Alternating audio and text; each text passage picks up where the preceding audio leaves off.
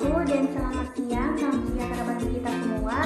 Perkenalkan, nama saya Evi Nurmulia Fitra, saya dari Prodi Pendidikan Tata Busana angkatan 2018, NIM 54034180006. Pada kesempatan kali ini saya akan menyampaikan rencana pelaksanaan pembelajaran yang telah saya buat pada mata pelajaran dasar desain, yang merupakan hasil observasi yang telah saya laksanakan pada SMK Perintis 29 Ungaran. Untuk mengefisienkan waktu, langsung saja saya akan menyampaikan poin pada RPP yang telah saya buat. Yang pertama ada kompetisi inti, di mana kompetisi inti sendiri terbagi menjadi 4, yaitu kompetisi spiritual. Pada kompetisi ini diharapkan peserta didik dapat menghayati dan mengamalkan nilai-nilai agama yang mereka anut. Kemudian yang kedua, kompetisi sosial. Kompetensi inti sosial diharapkan peserta didik dapat menghayati dan mengamalkan perilaku jujur, disiplin, santun, peduli, dan bertanggung jawab, responsif, serta proaktif melalui keteladanan, pembenaran nasihat, penguatan, pembiasaan, dan pengondisian secara berkesinambungan, serta menunjukkan sikap sebagai bagian dari solusi atas berbagai permasalahan yang ada dalam berinteraksi pada sosial dan alam, sehingga peserta didik dapat mencerminkan nilai-nilai bangsa yang luhur. Kemudian yang ketiga ada kompetensi dan inti pengetahuan, dan yang terakhir ada kompetensi inti keterampilan. Selanjutnya memasuki tujuan dari pembelajaran, di mana tujuan dari pembelajaran ini terdiri dari 2 kompetensi dasar. Yang pertama, menganalisa warna pada desain. Tujuan pembelajaran melalui model pembelajaran project, heart-breath learning, dan perlengkapan abad 21, peserta didik diharapkan dapat menjelaskan alat dan bahan pewarnaan. Kemudian yang kedua, membuat campuran warna. Pada kompetisi dasar ini diharapkan peserta didik dapat menjelaskan tujuan dari penyelesaian gambar desain dan menjelaskan teknik penyelesaian gambar desain serta menerapkan teknik penyelesaian gambar desain. Selanjutnya kita memasuki kegiatan pembelajaran. Kegiatan pembelajaran di sini terbagi pula menjadi 3 bagian, yaitu yang pertama saya bagi menjadi pendahuluan, inti, dan penutup.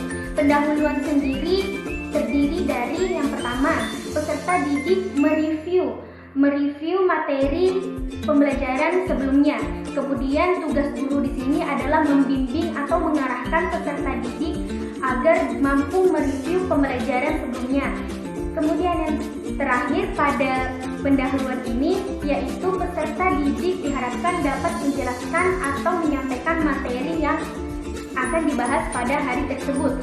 Selanjutnya masuk pada inti dari kegiatan pembelajaran, yaitu yang pertama, peserta didik mendiskusikan video tayangan pewarnaan pada gambar. Kemudian yang kedua, peserta didik menjelaskan alat dan bahan pewarna serta tujuan dari penyelesaian gambar. Dan yang terakhir, peserta didik menerapkan teknik penyelesaian pada gambar desain busana. Dan yang terakhir, penutup dari kegiatan pembelajaran. Penutup dari kegiatan pembelajaran ini ditutup dengan peserta didik menyimpulkan hasil pembelajaran yang sudah mereka dapat pada hari tersebut. Kemudian yang kedua, peserta didik memberikan apresiasi berupa penilaian dan evaluasi pada guru ataupun sebaliknya. Kemudian yang terakhir, guru menyampaikan materi atau semacam pengantar untuk pembelajaran yang akan datang. Kemudian pembelajaran akan ditutup dengan berdoa bersama. Namun perbedaan antara SMK Perintis 29 Ungaran ini dengan SMK yang lain adalah penutup dari kegiatan pembelajaran akan diakhiri dengan menyanyikan lagu kebangsaan Indonesia Raya untuk meningkatkan jiwa nasionalisme dari peserta didik itu sendiri. Selanjutnya masuk pada penilaian. Penilaian di sini terdiri dari 2 bagian, yaitu yang pertama, penilaian dengan pengetahuan, di mana penilaian ini dilaksanakan dengan cara tes tertulis. peserta didik dinilai dari latihan yang telah mereka kerjakan. Selanjutnya ada penilaian kinerja. Nah, peserta didik di sini dinilai dari hasil praktek yang telah mereka lakukan. Masuk pada lampiran penilaian pembelajaran. Lampiran penilaian pembelajaran terbagi menjadi 7 poin, yaitu ada penilaian teknik penilaian. Contohnya tes lisan. Tes lisan di sini bisa berupa tanya jawab antar guru dan peserta didik. Kemudian yang kedua ada tes gambar berupa tes gambar atau hasil gambar yang telah mereka buat. Kemudian yang terakhir ada portofolio atau kumpulan dari gambar-gambar yang telah dibuat oleh peserta didik. Kemudian bentuk penilaian. Bentuk penilaian bisa berupa pilihan ganda, esai ataupun praktek. Dan ada pula instrumen penilaian, dan penilaian sikap bisa dipermudah dengan membuat tabel penilaian yang berisi dari aspek penilaian dan skor yang ada di dalamnya. Skornya bisa dituliskan dari angka 1 sampai 5. 1 sangat kurang, 2 kurang, 3 cukup, baik, 4, dan yang sangat baik adalah poin 5. Memasuki penilaian pengetahuan. Penilaian pengetahuan di sini juga dapat dipermudah dengan membuat semacam tabel yang bisa berisi nama, jenis penilaian, skor maksimal, dan total skor. Dan yang terakhir ada skor akhir, yang tidak beda penjelasannya dengan tabel yang pertama. Dan yang terakhir ada penilaian psikomotorik. Adalah penilaian psikomotorik. Penilaian psikomotorik dibagi menjadi 4 nilai karakter, yaitu yang pertama ada persiapan. Persiapan memiliki kriteria 1. Semua bahan telah tersedia dengan lengkap.